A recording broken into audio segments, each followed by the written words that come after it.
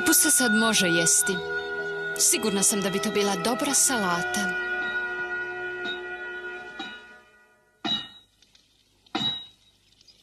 Hoću jesti kupusa. Hoću jesti kupusa. A? Što si rekla? Hoću jesti salatu od kupusa. Kakav to kupus želiš? Kupus na polju iza naše kuće izgleda vrlo slasno. Sigurna sam da je vrlo ukusan. Daj, prestani se šaliti. Zaboravljaš da ta polja pripadaju groznoj vještici.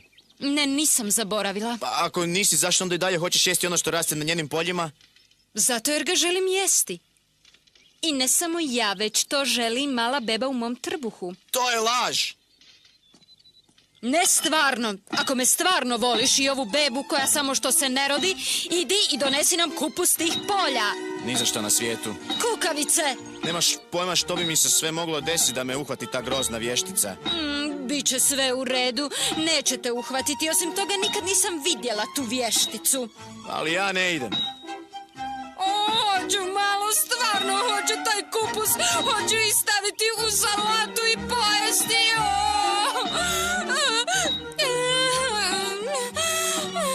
Ti me uopće ne voliš. Ako ne mogu jesti kupusa, umrijeću. A ako ja umrem, umrijeće i naša beba.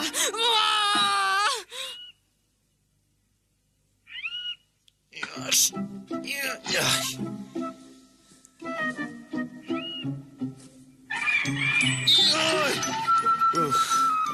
Samo sova.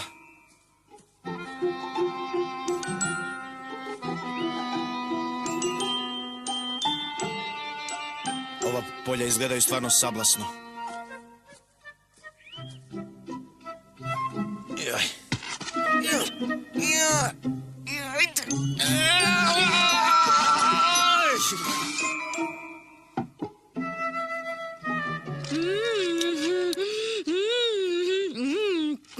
Kako je fino. Stvarno odlično. Sad si valjda zadovoljna. Nemoj samo ponovno poželjeti jesti kupus. A dobro, neću.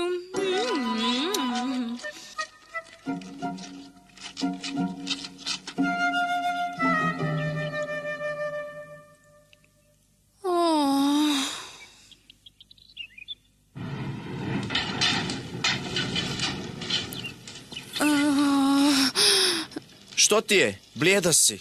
Ja ne mogu... Imaš li možda trudove? Ne, nije to problem. Hoću jesti malo... A? Što si rekla? Ja hoću jesti još onog kupusa. Čekaj malo. Dragi, stvarno želim malo onog kupusa s polja. Ali rekla si... Želim, trebam. Ako mi nećeš dati da ga jedem i ja i dijete ćemo ubrzo umrijeti, znaš da hoćemo. Razumijem.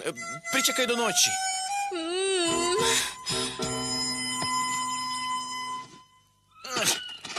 Taj kupus je stvarno teško izvaditi.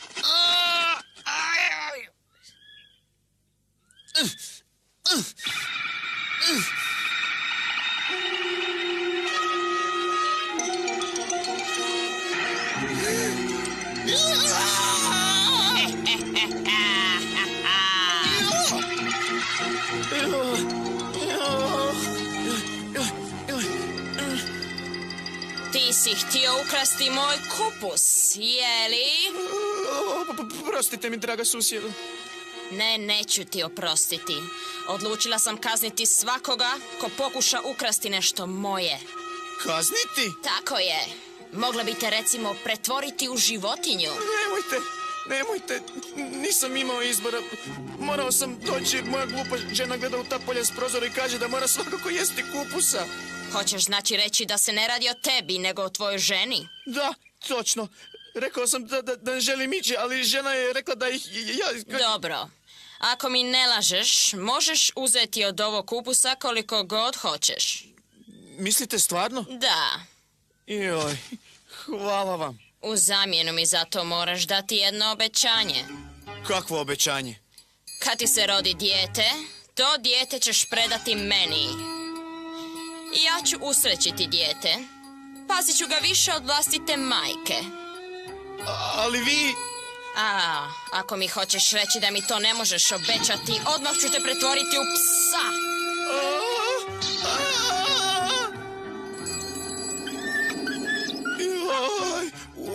ću to, obećajem. Dobro, uzmi to kupusa koliko hoćeš i idi.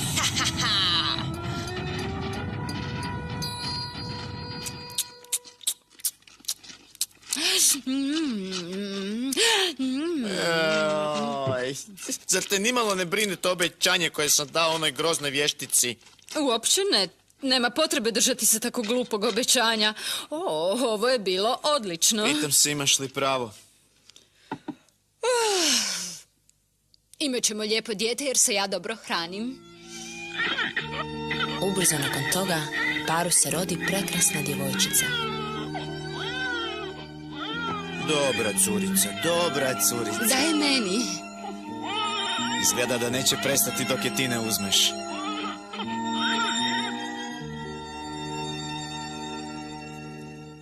Vidiš, nisi se trebao brinuti, zar ne? Prošlo je već tjedan dana od kad se rodila, a ni vještica ni nitko drugi nije došao. Ne. Šalio si se i to je sve. Možda imaš pravo.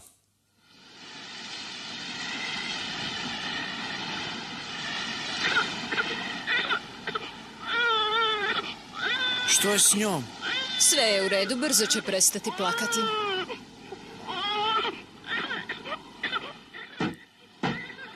A?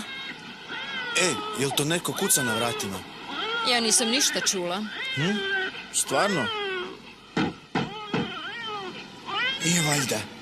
To bi mogao biti neki susjed. Vidi tko je, dragi.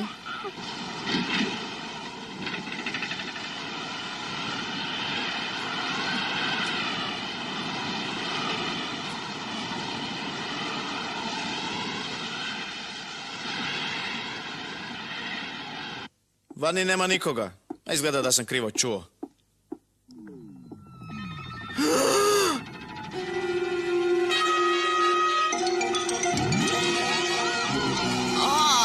Kako slatka curica.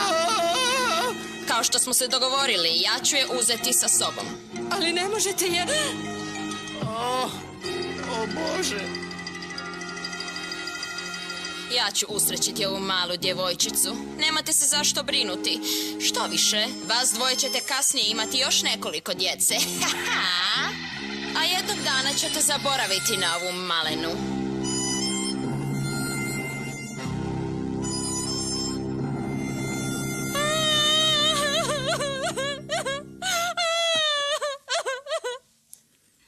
Njih dvoje duboko je žalilo za djetetom kojem je otela vještica, ali ubrzo im se rodilo drugo, pa treće, pa i četvrto dijete. Kao što je vještica predvidjela, nije dugo trebalo da zaborave na dijete koje im je oteto. Prošlo je 16 godina i djevojčica izrasla u prekrasnu mladu damu. Vještica se dobro brinula za njen odgoj, iako na svoj način.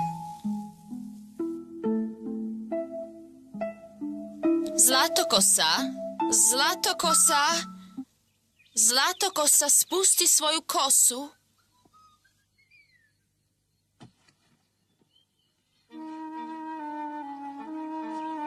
Dobra curica. Vještica nije htjela da djevojka ikoga upozna osim nje, pa ju je držala zatvorenu na vrhu tornja.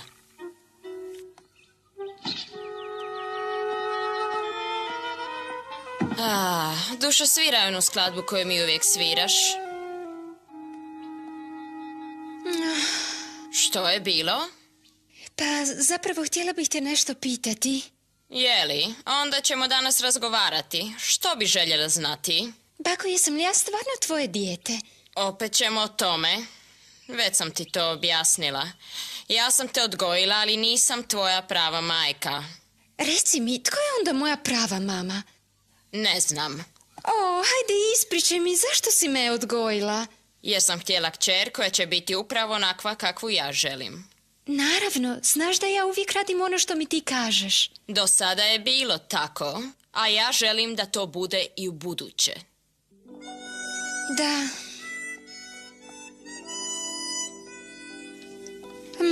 Što je bilo? Hoću li ja morati sama živjeti u ovom tornju cijelog svog života?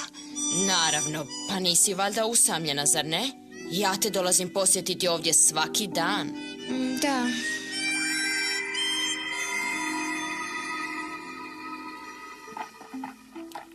Jednog dana, kraljević te zemlje se izgubio u šumi i našao u blizini tornja.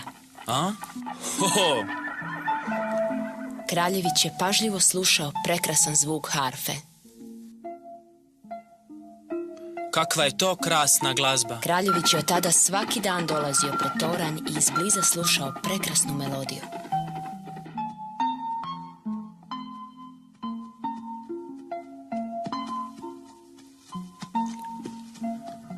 Nema nikakvih vrata.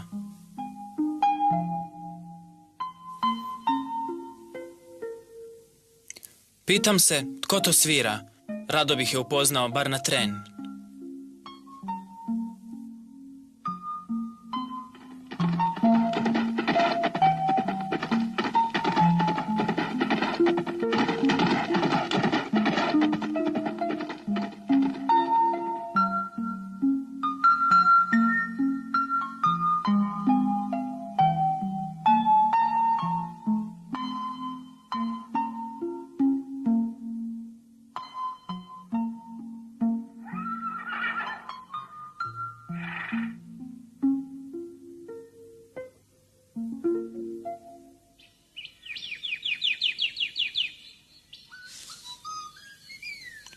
A?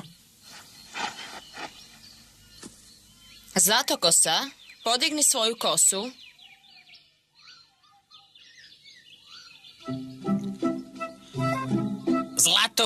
Zlatokosa, spusti kosu! O, to je baka. Sigurno je nešto zaboravila.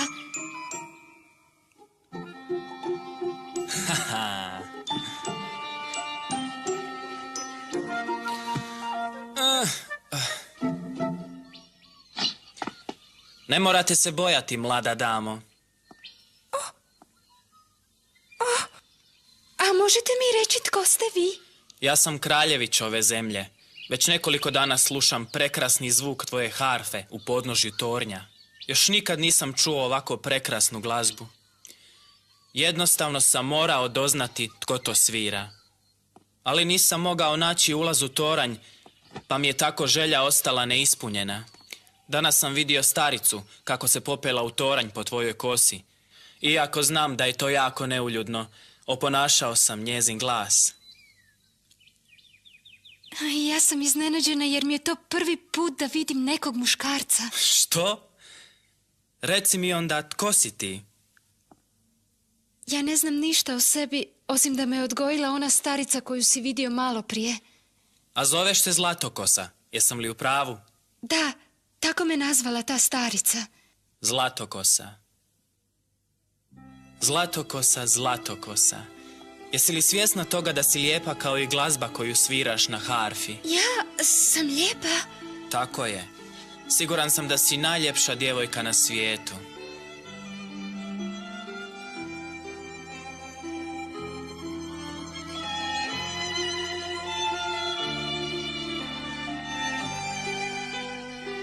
Zlatokosa, tražim nekog poput tebe već tako dugo.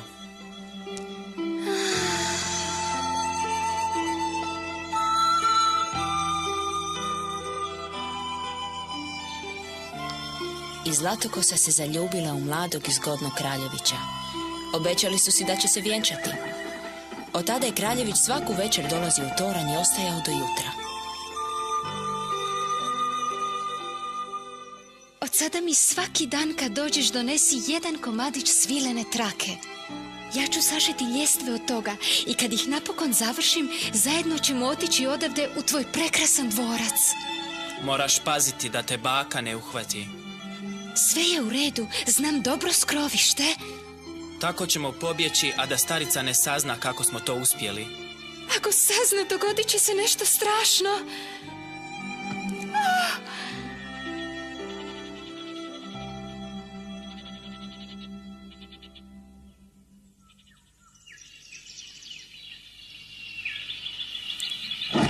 O ne! Jutro je svanulo. Ako ne požuriš, baka će stići prije nego što odeš. Znam. Ho!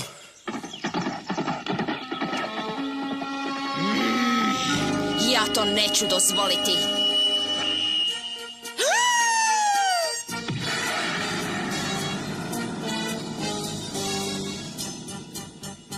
ti neposlušna bitango. Željela sam te odvojiti od svijeta i imati samo za sebe.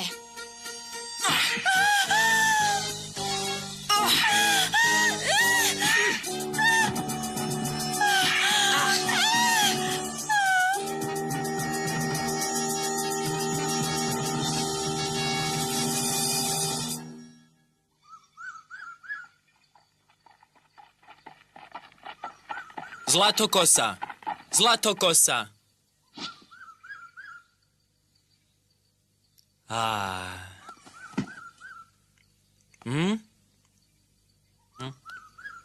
Zlatokosa! Vidiš, tvoje mlade više nema ovdje. Gdje je? Gdje je Zlatokosa?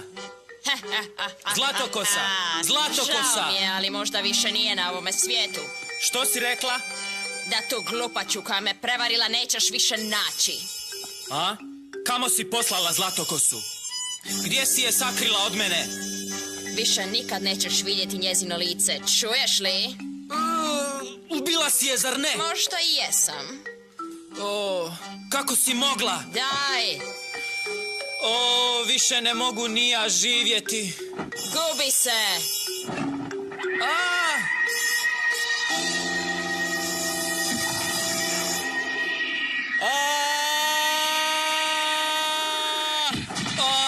Joj. Odvela sam Zlatokosu daleko odavde.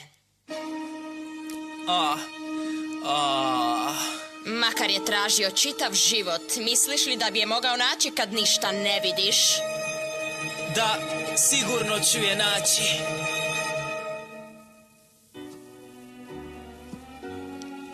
Slijepi kraljević se više nije vratio ni u svoj dvorac, već odmah krenuo u potragu za Zlatokosom.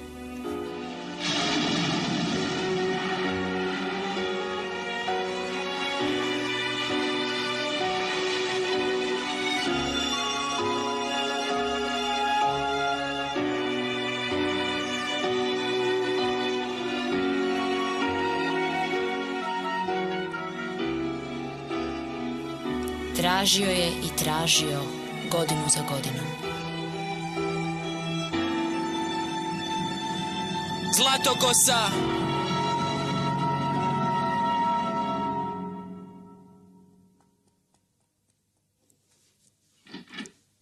Vidi, mama, našao sam neke žice. O, prekrasno. Sad ću moći ponovno svirati. Požuri, želim čuti tu pjesmu.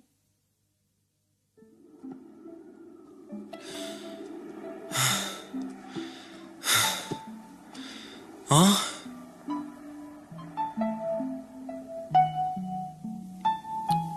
Otkuda dolazi?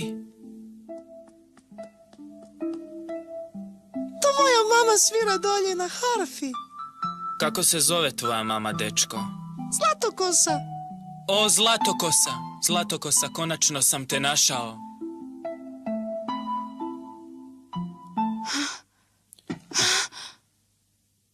Zlatokosa. Kraljeviću. O.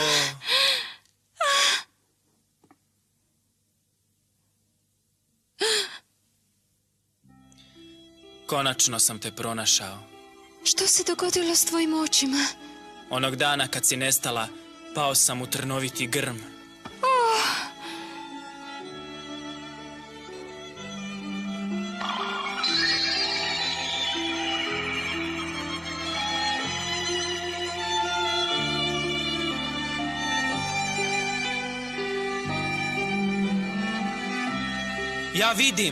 Ja vidim, Zlatokosa, ja ti vidim lice. Molim te, pomozi mi oko ovog dječačića. Je li to moj sin? Da, on ti je sin. Hoću reći, on je naš sin. Stvarno? Sigurno vam je bilo jako teško.